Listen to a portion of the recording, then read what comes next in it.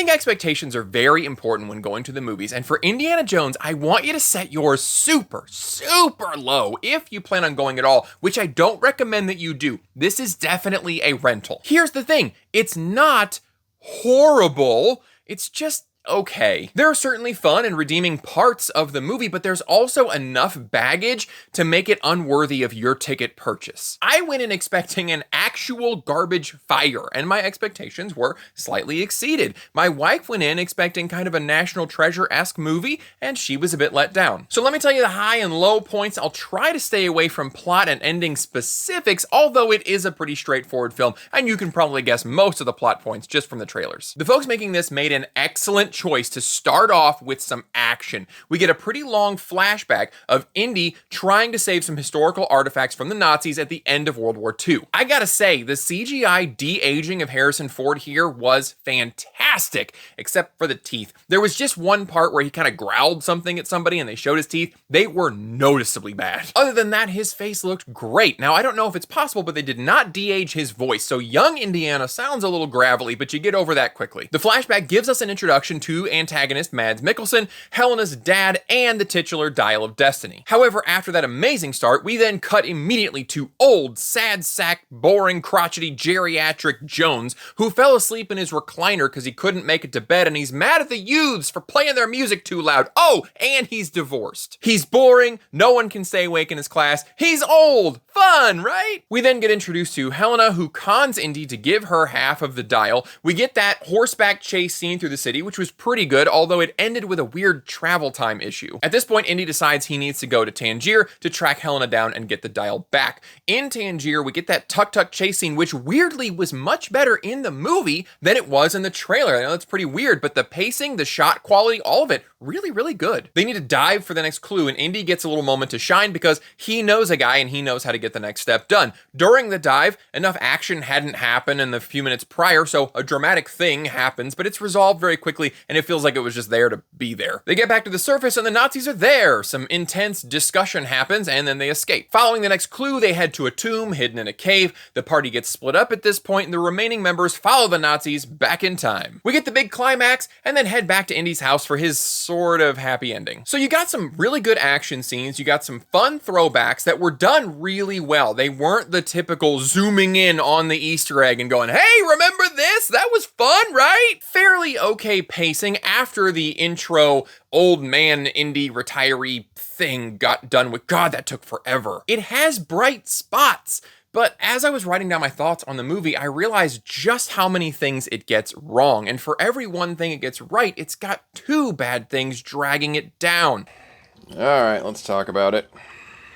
Mostly it feels like Indiana Jones by numbers. All the elements of an Indiana Jones movie are there, but it feels hollow and soulless. They're traveling around the world following ancient clues to an ancient treasure with powers. Indy uses the whip. There are Nazis. Pretty consistent string of action scenes to keep things moving. There are tombs with clues hidden inside other clues. There's a random kid. There's John Williams music. It's all there. And yet it barely works. It's just okay. It does what an Indiana Jones movie is supposed to do just because it's supposed to be doing that, not because it really wants to be doing it. Does that make sense? Phoebe Waller-Bridge is a sarcastic, condescending asshole, and it gets tiresome real fast. She is probably the worst part of this movie because her tone doesn't mesh with this kind of movie. I genuinely did not feel like they were putting Indy down just to make her look good, though they did put him down in other ways. Like at no point is he trying to do something, but he can't, and then she steps in and just does it with ease. But they went out of their way to try to make her look good at every opportunity. That tuk-tuk chase in Tangier starts off because she's wanted in Tangier by a mob boss, and the mob boss's son is obsessed with her.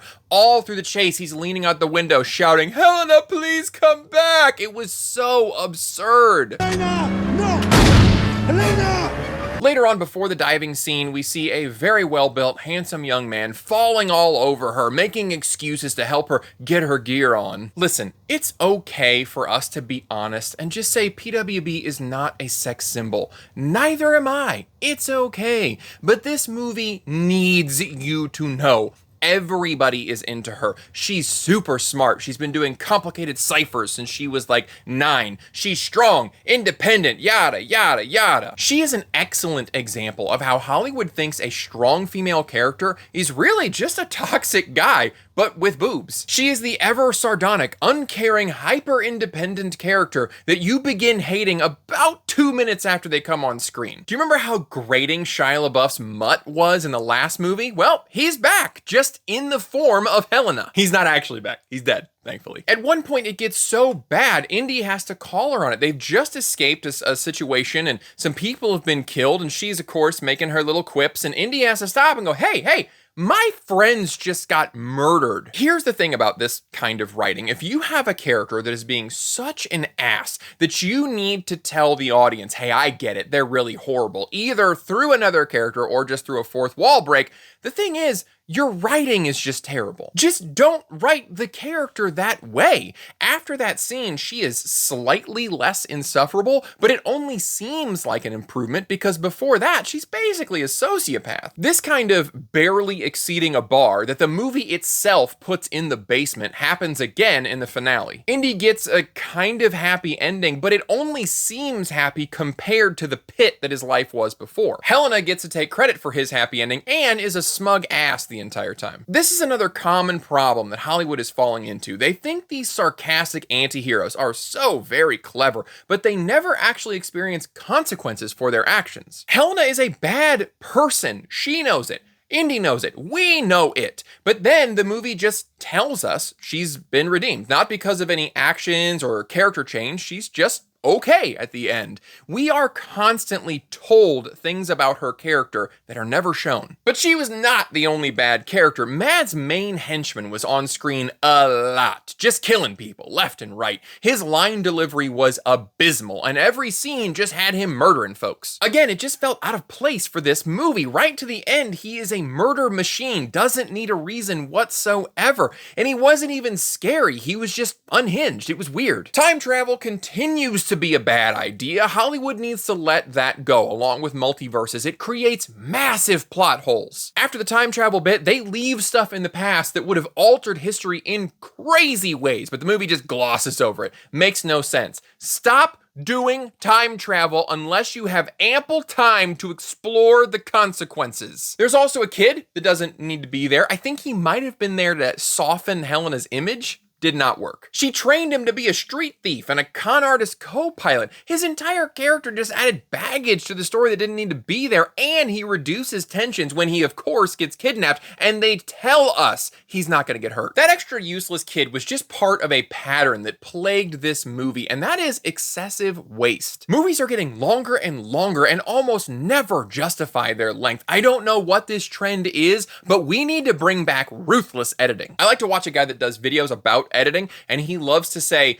kill your darlings. Be heartless when cutting. We've got the villain Mads, who is a Nazi defector, but also a rocket scientist who has helped America get on the moon. And he's got a CIA detail, and he's gonna go meet the president to get a Medal of Honor because of the Apollo mission going well. And this gets brought up several times, and it goes nowhere. The kid is pointless. Indiana being an old divorced loser is nearly pointless. There's this rule in storytelling called Chekhov's gun, and you've probably heard his quote about how if there's a gun hanging on the wall in the first act, somebody better use it in the second act. The writing for movies lately has been wildly inefficient. They add background details that have no bearing on the story and only serve to add runtime and boredom. Finally, of course, we've got Geriatric Jones. Now, he was given a lot better treatment than I expected, but they still knew that they were dealing with 80-year-old Harrison Ford, and he wasn't the same Indiana Jones. They gave him some good moments. He still has some stunts. He punches a couple of guys out, but they had to be realistic. He and everybody around him comments on his age. Helena calls him an aging grave robber. He comments on his own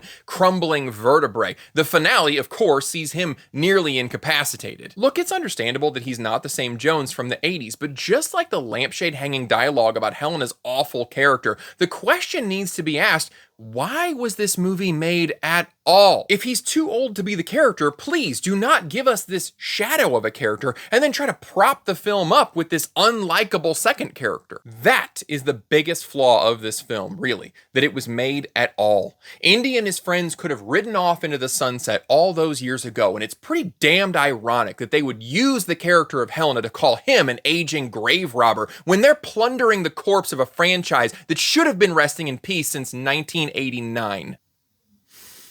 When I know something is going to be bad, I drink Twinings Irish Breakfast because I don't want to take chances on a bad tea. This is my favorite one. Anyway, what are your thoughts on this movie and all the recent grave robbing that Hollywood has been perpetrating? I appreciate you watching, and I'll see you next time.